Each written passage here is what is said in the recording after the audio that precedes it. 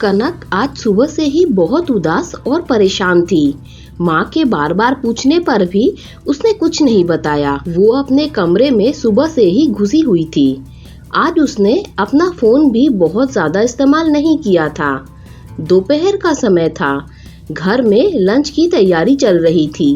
सुशीला जी table पर खाना लगा रही थी कि उसके घर की डोरबेल बजती है। प्रेम, जरा देखना कौन है दरवाजे पर। मेरे हाथ में खाना है, सुशीला ने अपने बेटे से कहा। रुक प्रेम, मैं देखता हूँ, कहते हुए राकेश दरवाजे की ओर बढ़े। अरे प्रेमा जी, आप आइए आइए, अंदर आइए। मुस्कुराते हुए राकेश ने हाथ जोड़े और झुककर प्रेमा को अंदर आने को ही कहा था कि उनके पीछे सुशीला आ चुकी थी। अरे प्रेमा बहन, आप सब ठीक तो है? आइए, आप बिल्कुल सही टाइम पर आई हैं। बस खाना लगा ही रही थी डाइनिंग टेबल पर, सुशीला ने प्यारी सी स्माइल देते हुए कहा। हाँ, वो सब तो ठीक है सुशीला, मैं यहाँ कोई खाना खाने थोड़ी ना आई हूँ। अंदर आते हुए प्रेमा ने थोड़ा सा जोश दिखाते हुए कहा। क्या हुआ बहन जी, आप तो नाराज हो रही हैं। कोई बात हुई है क्या? राकेश जी ने प्रश्न सूचक निगाहों से देखते हुए प्रेमा से पूछा। प्रेमा ने उनके प्रश्नों का उत्तर न देते हुए कहा, कनक कहाँ है? जी, वो अपने कमरे में है, अभी बुलाए देती हूँ। पर क्या उसने कुछ किया है? सुशीला ने फिर से वही प्रश्न किया। कनक का जिक्र चल ही रहा था, तब तक वो अपने कमरे से निकलकर बाहर डाइनिंग हॉल में आ जाती है। नमस्ते आंटी, कनक ने अपने सिर पर चुन्नी रखते हुए प्रेमा को विश किया। नमस्ते। तो ठीक है कनक, पर यह बताओ तुम कल से सूरज से बात क्यों नहीं कर रही हो और अपना फोन क्यों बंद करके बैठी हो? प्रेमा ने कड़क तेवर में कहा। अब घर के सारे सदस्य सहित प्रेमा भी कनक को ही देख रहे थे।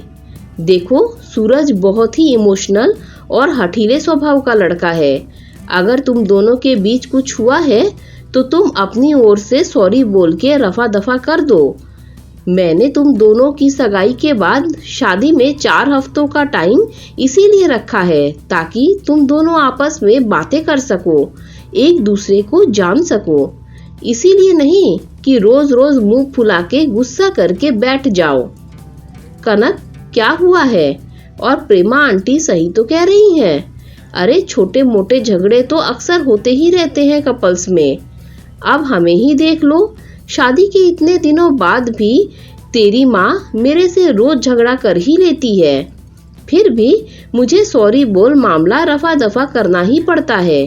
राकेश ने कनक से जॉली अंदाज में स्माइल के साथ कहा। आप तो रहने ही दो, बच्चों को ऐसे टाइम पर भी न ये एग्जाम्पल देना। बेटा कनक, अगर कुछ है तो हमें बताओ। कल को आपकी शादी सूरज से होनी है। इतना अच्छा लड़का हमें फिर नहीं मिलेगा।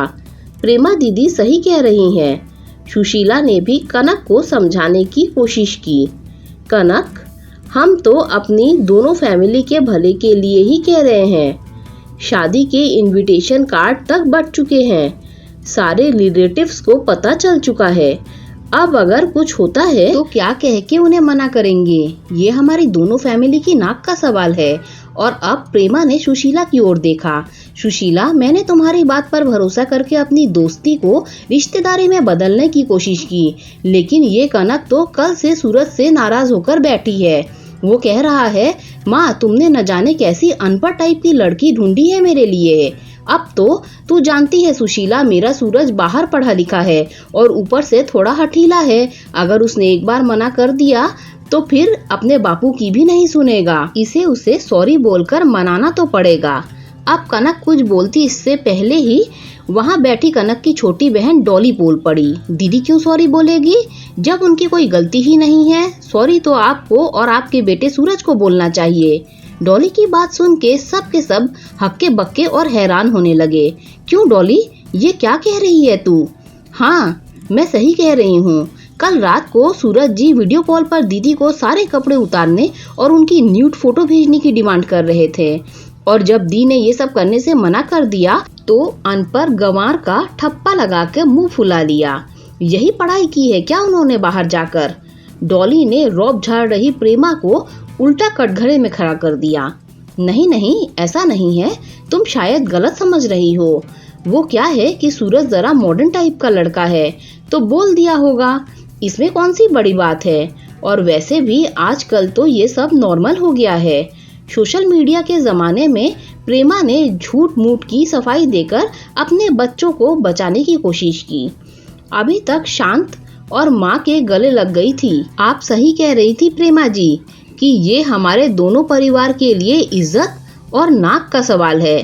पर अब सोचने वाली बात यह है कि नाक किसकी कटी है, आपके परिवार की या हमारे परिवार की। अगर आपको किसी भले घर की लड़की के न्यूड फोटो मंगवाना आधुनिकता और नॉर्मल लगता है तो ये काम आपको मुबारक हो। ये सब हमसे न हो पाएगा। राकेश जी ने अपने दोनों हाथों से अपने आंसू साफ किए और फिर प्रेमा के आगे हाथ जोड़ लिए। प्रेमा, तू सब कुछ जानकर भी अनजान बनते हुए मेरी बेटी से सॉरी बोलने के लिए यहाँ तक आई। पर कोई बात नहीं, मैं तेरे घर पर तेरे बेटे की इस हरकत पर ये भी नहीं कहने आऊंगी कि तेरा बेटा मेरी बेटी के आगे सॉरी बोले, क्योंकि इतनी संकीर्ण सोच रखने वाले इंसान को मैं अब दोबारा देखना भी पसंद नहीं करूंगी। अब तुम जा सकती हो। प्रेमा अब कुछ बोलने लायक ही नहीं थी। वो अपना सा मुंह लिए चुपचाप वहां से जाने लगती है। राकेश और सुशीला अपनी बेटी को अब गर्व से सीने से लगाते हुए कहते हैं, ऐसा पढ़ा लिखा होने से अनपढ़ गंवार होना ही लाख गुना अच्छा है। दोस्तों, अगर आपको ये कहानी अच्छी लगी हो तो लाइक शेयर सब्सक्राइब कीजिए। Thanks for watching this video.